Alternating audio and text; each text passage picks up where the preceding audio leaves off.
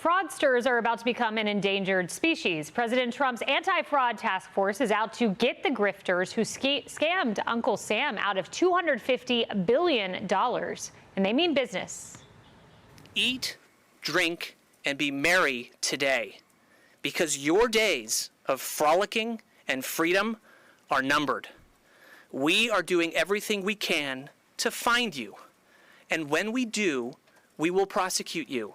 And we will claw back every dollar you have stolen from the American people.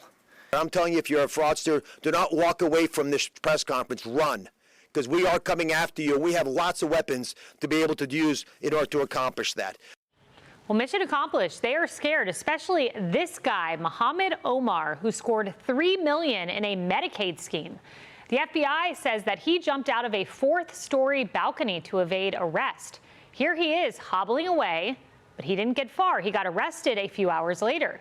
He is one of 15 alleged fraudsters indicted for stealing at least $90 million right under Tim Walz's nose. The fraud is enormous. I wouldn't be surprised if that number is accurate or even small. But today, the collection of cases reaches $90 million in intended loss from the pockets of the taxpayer. And like I said, we're just getting going. This is not the end of the beginning. This is the beginning. It gets even more disturbing. These psychos are using low-income, disabled individuals as cash cows, exploiting programs meant to serve individuals with autism.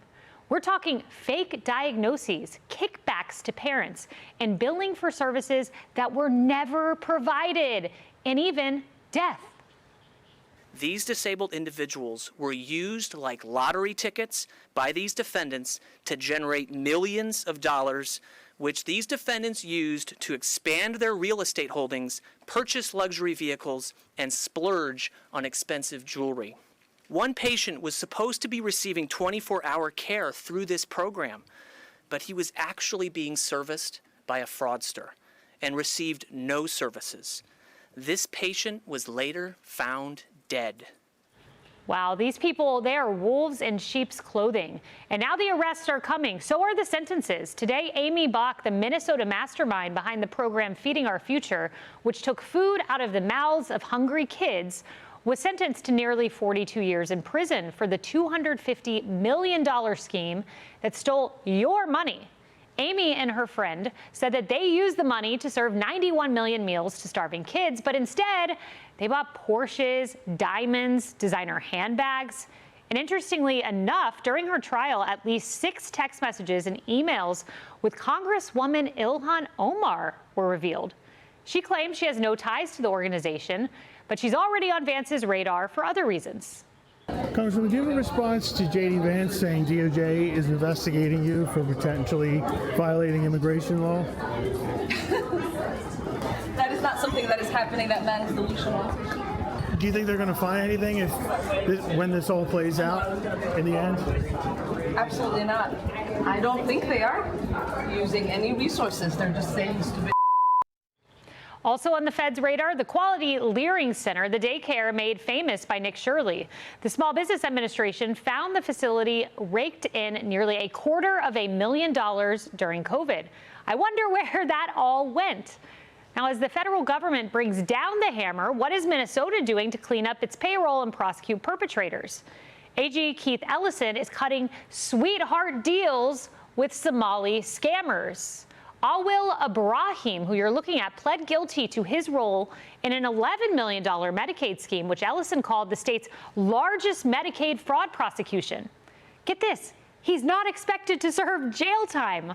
All he has to do is help authorities find his fugitive co-defendant, who is believed to be in Kenya. Let's read their text exchange from 2022. His co-defendant wrote, "We gonna party, bro, inshallah." And Awil replied, "Next pay period, bro, I'll bill $50K. I'm going to overbill the hours and do a hit and run. One is a fugitive, the other, no jail time." That's what Minnesota does for justice. Missouri Senator Josh Hawley joins us now. Senator Hawley, it's amazing what a justice system can make a difference in the state letting them off. You have the feds coming in and prosecuting, but you said this, great. Now let's indict Tim Walz and Keith Ellison for their complicity. What do you want to see? Well, I want to see Keith Ellison and Tim Walz both held accountable for what they did here. Tim Walz covered it up. Keith Ellison took kickbacks.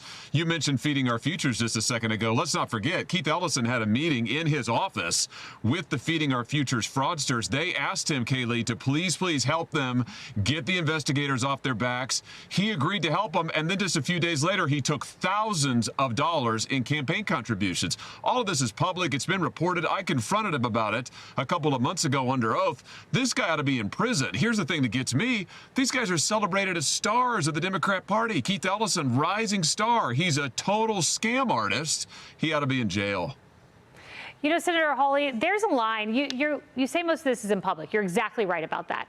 I found a whistleblower report that Minnesota Republicans found in the state house there, and it said this 2019 whistleblower, so the year that you have Walz coming into office, the whistleblower says it's a near certainty that at least a percentage of the fraud proceeds in Minnesota goes overseas and is being siphoned off by one or more designated terrorist organizations.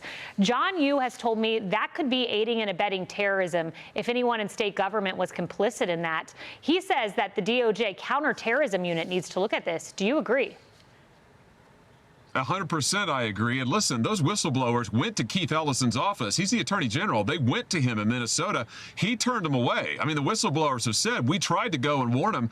Ellison had no interest. Then later on, Ellison is taking thousands of dollars from these fraudsters. Here's the deal.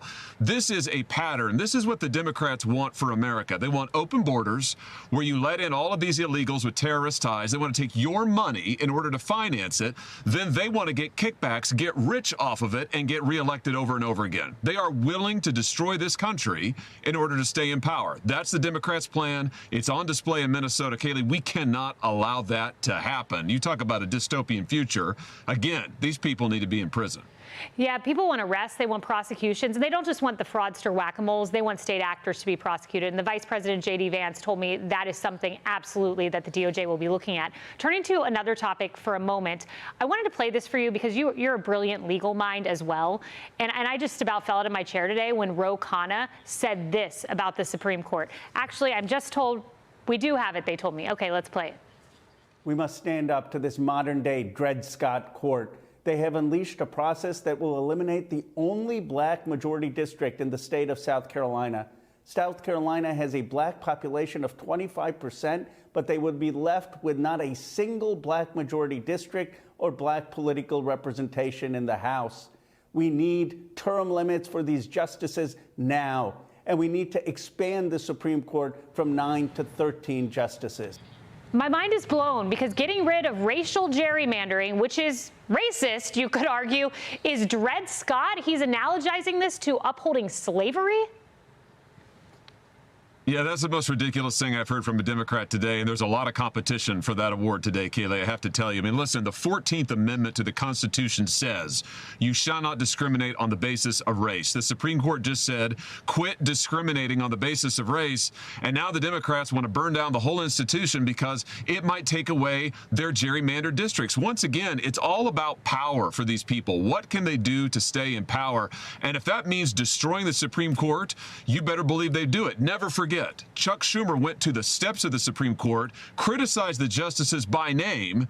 These people are out of control, Kaylee. We've got to stand up to them and save the country. Senator Hawley, you're exactly right. And when Democrats get power, they will pack the Supreme Court. Make no mistake about it. Thank you so much. Be sure to like and subscribe for all the Fox News latest on YouTube and catch full shows streaming now on Fox One.